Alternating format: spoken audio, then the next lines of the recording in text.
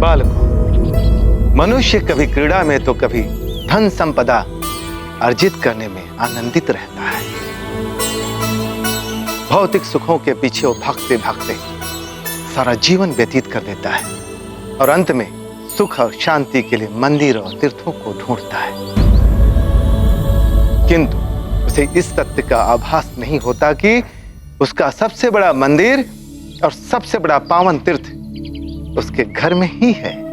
और वो मंदिर, वो तीर्थ स्वयं उनके माता पिता है। हनुमान, माता पिता की सेवा करके जो आनंद मिलता है वो समस्त सुखों से बढ़कर तो है ही, साथ ही वह उस मनुष्य को मोक्ष का अधिकार दे देता है। आप सत्य कह रहे हैं। ऐसा ही सुख मार्कंडेय को भी मिल रहा था। माता पिता भी बहुत प्रसन्न थे, किंतु उनकी प्रसन्नता में कहीं न कहीं एक अदृश्य पीड़ा छुपी हुई थी जो उन्हें हर क्षण सताती रहती थी। समय अबाध गति से चलता रहता है। मार्कंडेय के आयु के 10 वर्ष पूरे होने को थे। हाँ ऋषिवर, फिर क्या किया उन्होंने?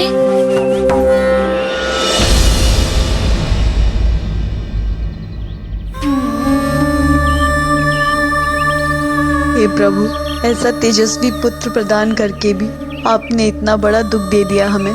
चाहे तो मेरी आयु ले लीजिए महादेव, किंतु मेरे पुत्र को अधिक आयु प्रदान कर दीजिए। हरिओम। पिताश्री,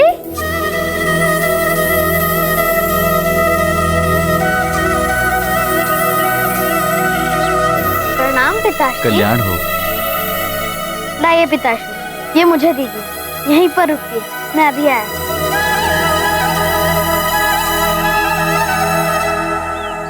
माँ, पिताश्री आ गए।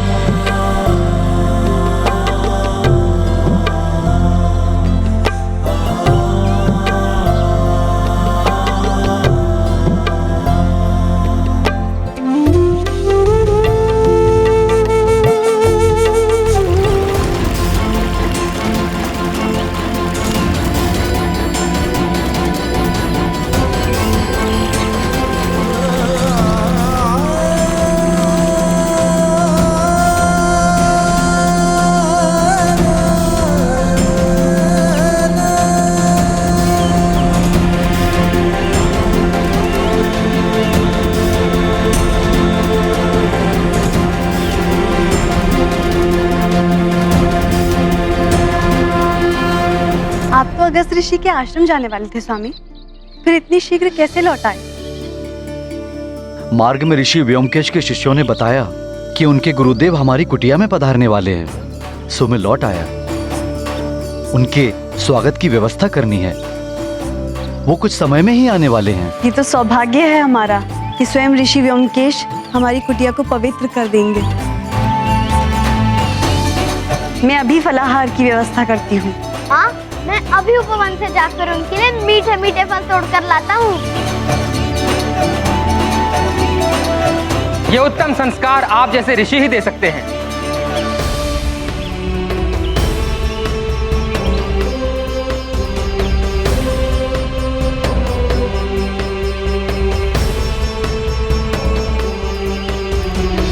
प्रणाम ऋषिवर व्योमकेश।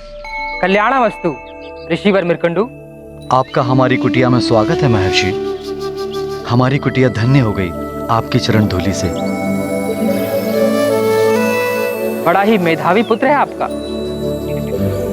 उसका उन्नत ललाट, दर्प से दमकता मुखड़ा और विनम्रता से झुके नेत्र, आपके पुत्र ने मेरा मन मोह लिया ऋषि।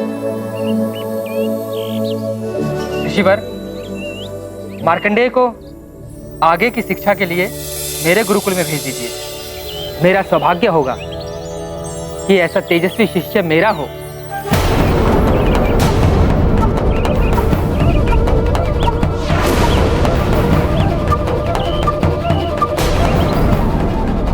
ऋषिवर मृकंडू, देवी, क्या हुआ? कहीं मैंने कुछ अनुचित कह दिया क्या? ऋषिवर, पहले आप पधारिए। पहले आप दोनों मुझे अपनी चिंता का कारण बताइए।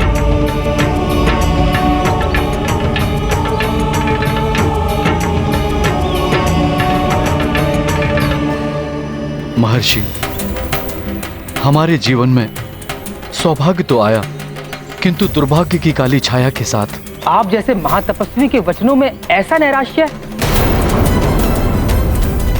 ऋषिवर, आशा ही तपस्वियों का आभूषण है, निराशा साधारण मनुष्यों के लिए है।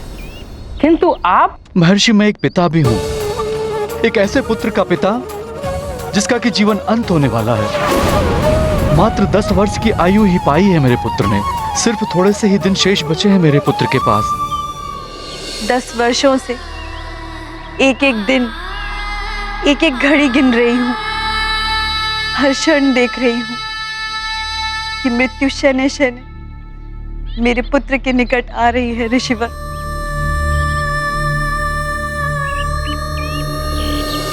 कैसी दारुण स्थिति है ऋषिवर। माता पिता के लिए इससे बड़ा दुख और क्या होगा कि वो अपने पुत्र की मृत्यु के एक एक क्षण की गणना करें। हाँ हनुमान, यदि माता पिता का वश चले तो वो अपनी आयु देकर भी अपने पुत्र को बचा लेते, किंतु काल के समक्ष सब विवश हो जाते हैं। काल को कौन रोक सकता है? काल किसी को रोके नहीं रोकता। शीघ्र ही वो दिन भी आ गया जिस दिन के स्मरण मात्र से ही उनके हृदय कंपित हो उठते थे।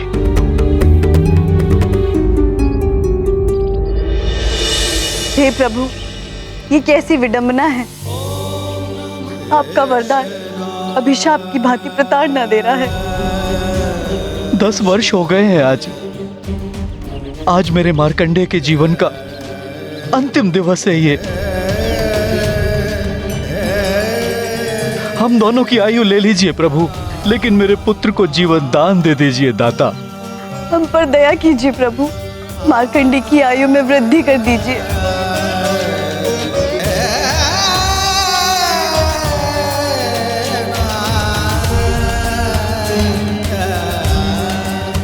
माँ, पिताश्री,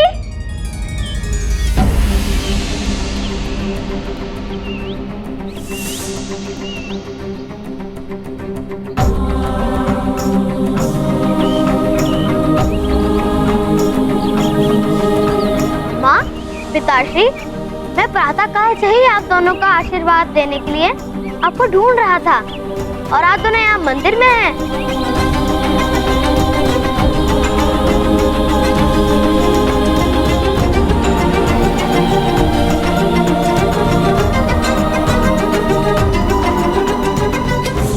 आशीर्वाद दीजिए, आज आपका पुत्र 10 वर्ष का हो गया है।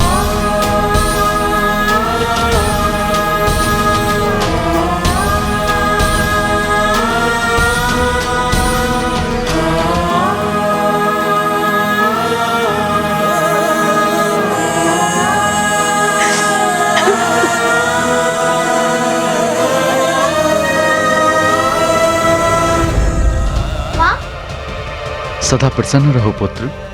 माँ को क्या हो गया पिताश्री? कुछ नहीं पुत्र, प्रसन्नता से नेत्र भर आए होंगे।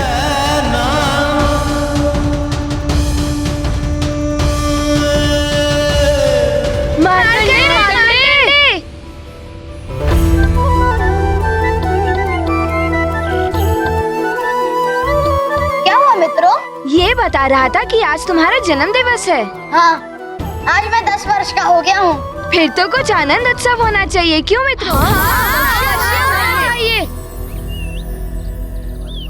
प्रणाम ऋषिवर। प्रणाम ऋषिवर।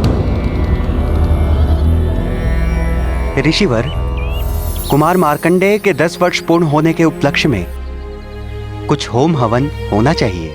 हाँ हाँ, साथ में भोज, मिष्ठान आदि भी। ठीक है ना मार्कंडेय? कैसी विडंबना है ये, जन्म और मृत्यु दोनों एक साथ। क्या सोच रहे हैं ऋषिवर? आज तो हर्ष का दिवस है। हम सब मिलकर व्यवस्था का आरंभ करते हैं। हाँ पिताश्री, भोज की भी व्यवस्था कराइए। कैसे समझाऊं तुम्हें पुत्र, ये आनंद भोज होगा या तुम्हारा मृत्यु भोज? हाँ, हम सब आनंद उत्सव मनाएंगे क्योंकि आज मेरे पुत्र का जन्म दिवस है। मैं भोज के लिए सारे सामान की व्यवस्था करती हूँ। माँ, आपको कष्ट उठाने नहीं देगा आपका ये पुत्र। मैं करूंगा सारी व्यवस्था। पिताश्री, आप चिंता मत कीजिए, मैं शीघ्र ही भोज एवं हवन की सारी सामग्री जुटा लूंगा। चले मित्रों। हाँ हाँ, शीघ्र चलते हैं। व्यवस्था।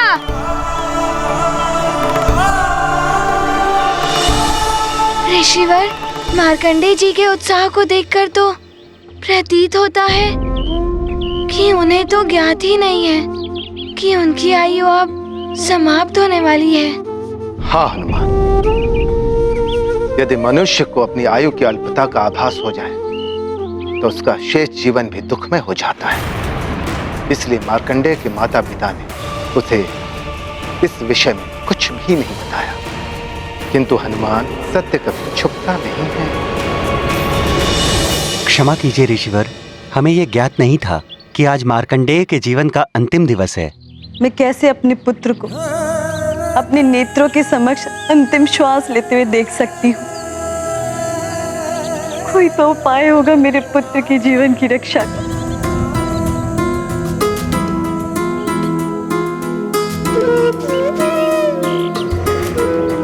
महादेव का कथन कभी असत्य नहीं हो सकता मरुदमती। कदाचित हमारे भाग में इतना ही साथ लिखा था हमारे पुत्र के साथ। मेरा भोला भाला मार्कंडेय तो अपने जन्म दिवस का उत्सव मनाने की व्यवस्था करने में लगा है। इस अबोध को तो ज्ञात ही नहीं कि आज का दिवस उसके जीवन का अंतिम दिवस है।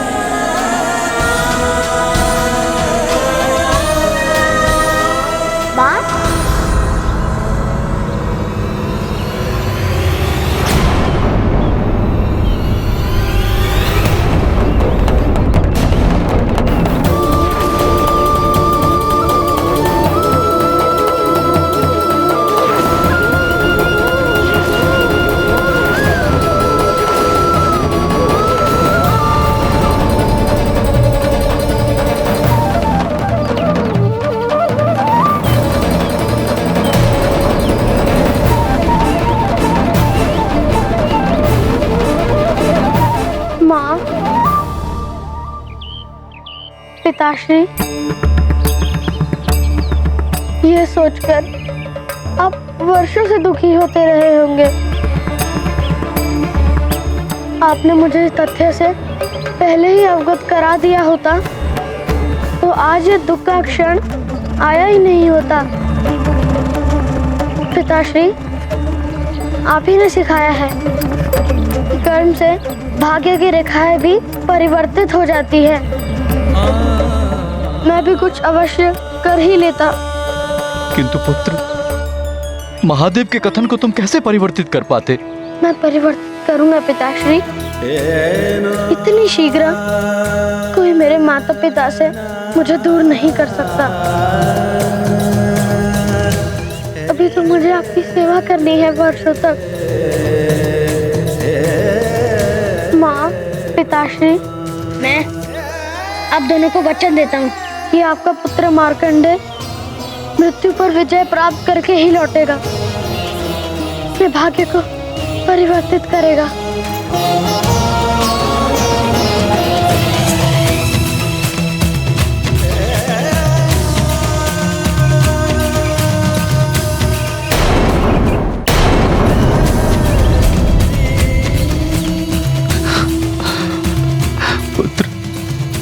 पुत्र मार्कंडेय,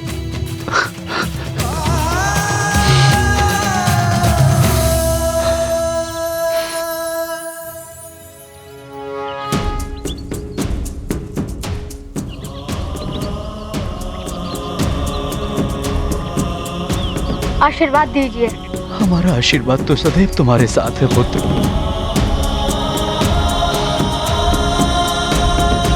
मैं शीघ्र लौटूंगा माँ। मार्कंडे! फिर क्या मार्कंडे जी अपने भाग्य को बदल पाए? क्या उनके माता पिता को दिया हुआ वचन पूर्ण हो पाया था या नहीं? मार्कंडेय ने अपने माता पिता को वचन तो दे दिया था, किंतु उन्हें स्वयं ज्ञात नहीं था कि वो उस वचन को पूर्ण कैसे करेंगे। हाँ ऋषिवर, फिर क्या किया उन्होंने? हाँ ऋषिवर, बताइए ना फिर क्या हुआ था? ऋषिवर बताइए ना। बस दुखी हृदय लेकर बालक मार्कंडेय निकल पड़ा वन की ओर।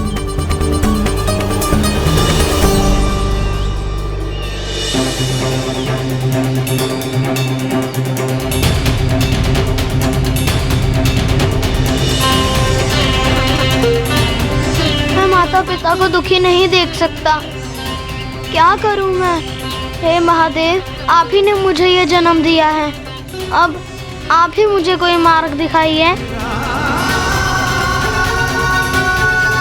श्रीमन नारायण नारायण हरे हरि, श्रीमन नारायण नारायण हरे हरि, श्रीमन नारायण नारायण हरे। देवर्षि नारद, रुकिए। चरण वंदन देवर्षि।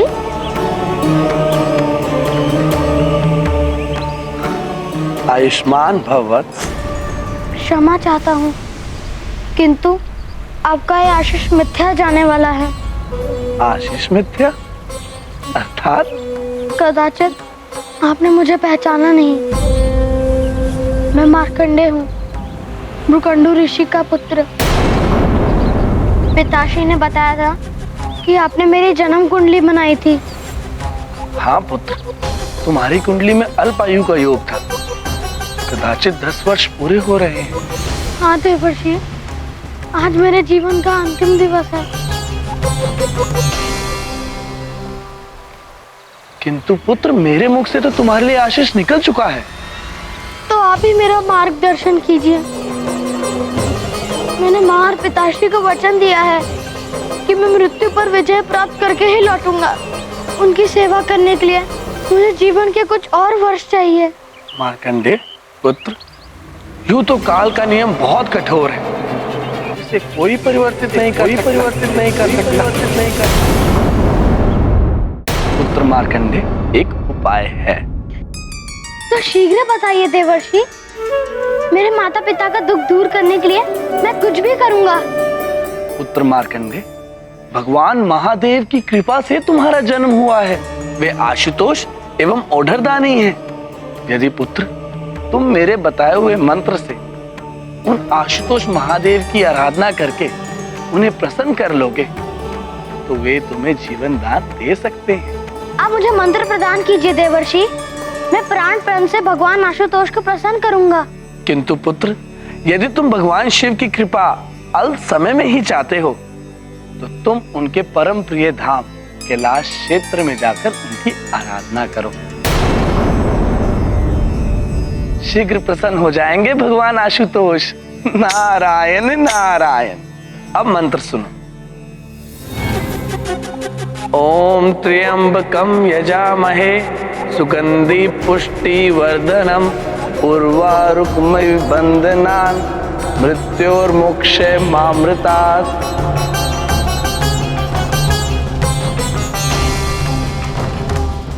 मैं अभी केदार क्षेत्र में जाकर शिव जी की आराधना आरंभ करूंगा। मैं प्राण प्रण से भगवान आशुतोष को प्रसन्न करूंगा। मुझे आशीर्वाद दे देवर्षि। मेरा आशीर्वाद सदैव तुम्हारे साथ है पुत्र। कल्याण हो। मंत्र स्मरण रखना। नारायण नारायण। किंतु ऋषिवर, देवर्षि नारद जी ने जो मार्कंडेय जी को मंत्र दिया था, इस महामृत्युंजय मंत्र में ऐसा क्या है कि देवर्षि नारद ने मार्कंडेय जी को यही मंत्र दिया?